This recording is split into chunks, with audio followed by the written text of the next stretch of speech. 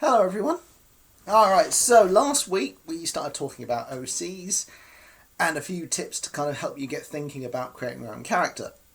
Now, what I'm going to do is, hopefully, if I remember this, include the template in my thumbnail to encourage you if you want to create your own OC, go for it. And also, by all means, please, share them. We want to see them. It'll be great. And kind of be part of the community. We also have a roleplay forum, so thanks to John Paul Guerra for setting that up, and also shout out to Van, Louis Yamoto, and everyone that sort of contributes on there. That's brilliant. Right, so what we're going to talk about today. So we talked a bit last week about kind of getting characters together and doing exercises to think about who they are. Now I'm going to do this in a more of the case of superheroes, supervillains, and kind of what you have to bear in mind when you put these things together. So a big thing, of course, is strengths and weaknesses. Now, this does not necessarily have to mean superpowers.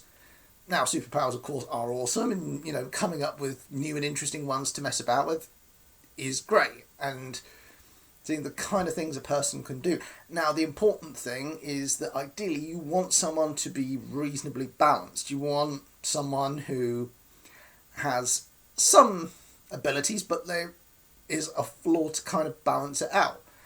And it doesn't necessarily have to be like a specific sort of kryptonite kind of thing where it's this specific thing weakens them.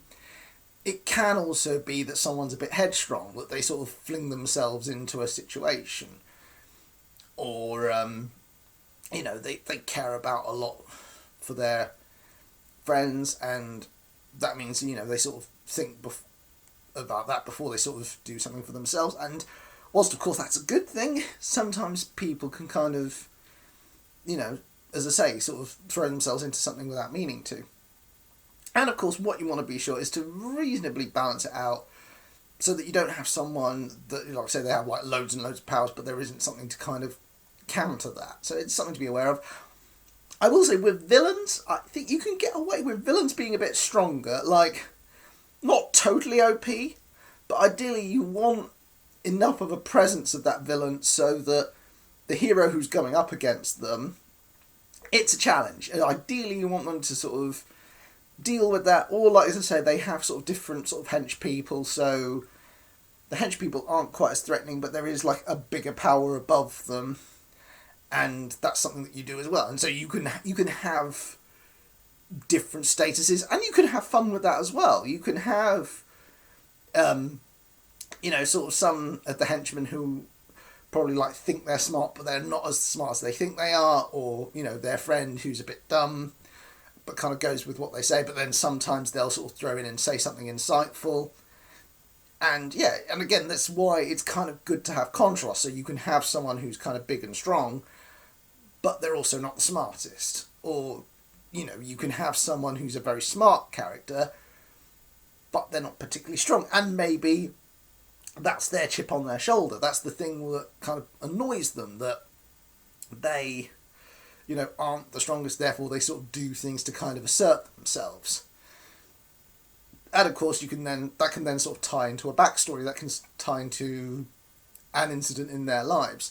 And I think what is often the most interesting thing with villains is when you have a contrast. So, I mean, for us with Reynard, you have got quite a clear contrast in that you have, the animals versus, the robot army, and it's within a human world. So there's some interesting sort of contrasts there, and you can have a bit of fun with that.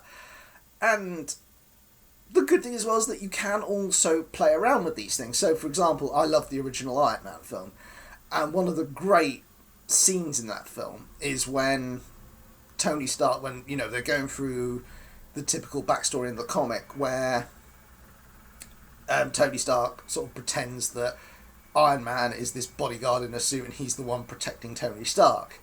And I actually do mention that in the film, but at the end of the film he just goes, "No, I'm Iron Man."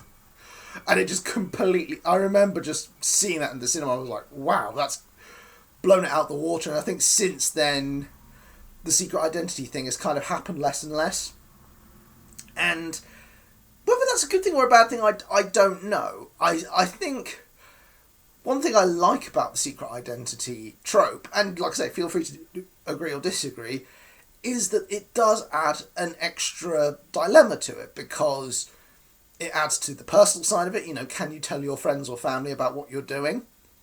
It also adds to, you know, as I say, the kind of the duties of a hero, because you have to kind of do what you're doing, but, you know, you can't do it too openly or people start to pick up on you, and then things can go wrong, and, you know, there are elements at play there that you can mess about with. And like I say, it is up to you. It is up to you to decide whether your character fits that or not. Because like I say, some characters might fit that, they might not. And again, you've got to consider that in terms of the character's personality. Because again, it could be easy to list off a bunch of powers like, oh, you know, they can make rocks appear with their mind, or, you know, as I say, all the weaknesses, like, you know, they're allergic to wood or whatever. But these things aren't necessarily the character. And equally, just sort of like a bunch of quirks does not necessarily equal a character. You know, like they can roll a scoot, they can roll a scoot and play the bassoon, like, and, you know, do certain a Swedish accent. That does not necessarily make them a character. It makes them funny and quirky, and that might be a laugh for a bit, but that might not necessarily be enough for you to engage with them. And you have to decide what it is that, you know, is that character. And of course, this is where, like I said, I think sometimes the whole write what you know thing is misinterpreted as this idea of that, you know, you can't create fantasy, like everything has to be grounded in real. It's like, no. You can go as wild as you want, you can create whatever you want, but what you know has to, in effect, come from the things you love, the world you can imagine, and just how you can sort of shape that world to, so that when someone is watching it, it makes sense. Even if it's the craziest thing and weird stuff happens, someone watching this can kind of like be like, okay, this is weird, but I get it, and I like this world, and I like these characters, and I like being along for the ride. So, for example, Being John Malkovich, brilliant film, and if you haven't seen it, you know, as the name suggests, it's this absurd idea of people being able to go into a portal into the actor John Malkovich's head. And it sounds insane, and it is, but what I love about that film is that all the people who are in it play it dead straight. They treat it so seriously. And I think this is just it. I think if you can get people to believe in the world you're in, because again, I think sometimes this, like I say, this is not a criticism of Marvel, this is just something I've noticed. They are a bit quip-happy, and sometimes I do feel it can undercut drama. And again, when you're writing something, you've got to decide how quip-happy do you want your characters, and ideally have a bit of a contrast. Like, I mean, it might be that you're role-playing and you're only doing, like, one character, but if you're doing a story and you've got all these different characters, ideally you want a few different personalities in there. You want people to kind of play off each other, and that you could kind of close your eyes, and whilst you're listening to this or whatever, or, you know, someone was reading it aloud to you, you could picture who was talking. Because, yeah, I mean, you want an overall flavour of what you're doing and a reasonable consistency, but that is also something I would argue you need to look at. And it's a process. It's not something that happens overnight. It's not something that you necessarily... I mean, I saw this like with one of the recent comic videos, which I will link at the end, and I did realise it's like, there's a lot of things in there. It's like, I wouldn't write like that now. And it's okay, because people change over time, and it's one of the reasons why we're doing the reboot, because we can now present things in a different way that hopefully will be more accessible to people, is what we're pushing, and we're trying our best. So that's that. That's what we're trying to do. So yeah, so what you want to do is, like I say, kind of set that up in such a way. I mean, you want, like I say, if you've got sort of a hero versus a villain, ideally what you want to have is some kind of setup where, you know, you don't necessarily need to have a villain that is sympathetic. Like, a lot of people go with that, and if you can set that up, awesome. But equally, you can kind of contrast it. Like, as I say, and a villain can be a horrible character, but can still be sort of charming. So, for example, Hans Gruber in Die Hard, yeah, he is a horrible character, and he is essentially doing what he does for selfish reasons, but he's but he's charming and he's funny, and and the way he kind of plays off people, it's like you're in no doubt he's the bad guy, but you're kind of having fun along the way. And I think that is the example of a great actor kind of putting their spin on it.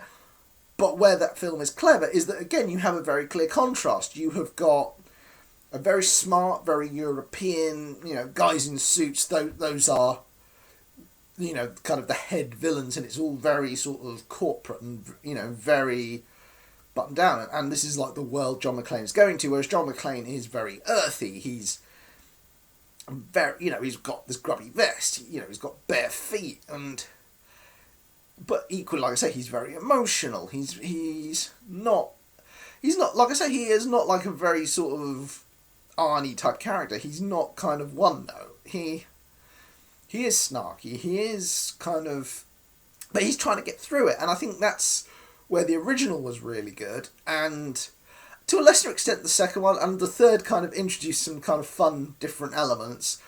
But over time, I think the franchise kind of lost a bit of that humanity. And I think that's the important thing to be wary of, is when something works, kind of being aware of what works and trying to keep hold of it. It's not always easy. And I think the thing is, people think it's easy, but it's not. But that's something to be aware of when you're creating your stories. And, like I say, having connections with people and looking at different sources to kind of inform what that character is. So, like I say, if you're doing a comic book superhero, think about the different types of comic book heroes you like and sort of see how it kind of feeds into that character and how you could change it around. But equally, you can draw in other elements. You can look at sitcoms you like. You can look at books you like. I personally would advise against not drawing too much from real people, but elements from real people is good, because then you can kind of add a bit of, another kind of flavour to the character without going too far. So if someone sort of looked up, they may or may not know it, but you can sort of have a bit of plausible deniability. That's what I would recommend on that. So I think that kind of covers my feeling on this. And and also, when you're doing anything like this, just be aware of how you do it. Because I do think role-playing is good. I think it's a good way of kind of exploring characters. I personally don't do kind of one-on-one role-plays anymore. I don't kind of do the private message thing. Mainly it's for practical reasons, in that I just don't have time at the minute. And the group page is good because it kind of gives me time to sort of reply to that as and when that I can do, and I really enjoy doing it, and it's a good creative process where you can explore ideas. I do also do writing commissions, so if you are looking to create a character and you're looking for some inspiration and you've kind of got a vague idea but you want to flesh it out a bit, we can work with that. I think that kind of covers everything. We're still working on issues 2 and 3. I mean, the lockdown hasn't really changed that. We've been sort of working as best we can. And the aim is to get issues 2 and 3 done back to back, launched out there. Also, for people in the Norwich area, I'm very happy to announce this, but Canary Comics is back up and running at Norwich Market. So if you want to buy comics and merchandise, get down there. They've been retooling it so it's kind of suitable for people who want to sort of do it in a safe way, and I think, bless them, I think they've done a top job, and I'm looking forward to going there tomorrow and getting some comics for our Patreon people, because their support has been absolutely phenomenal. And again, we should remember to put up links for that. But like I say, it's a phenomenal thing, to have people support our project, and I will keep you up to date with more stuff as it comes. In the meantime, if you've got any questions about creating characters, if there's any more creative tip type videos you'd like to see, by all means, comment below. We want to hear from you. Okay, I think that'll do for everything here. Look after each other, and much love. Mwah.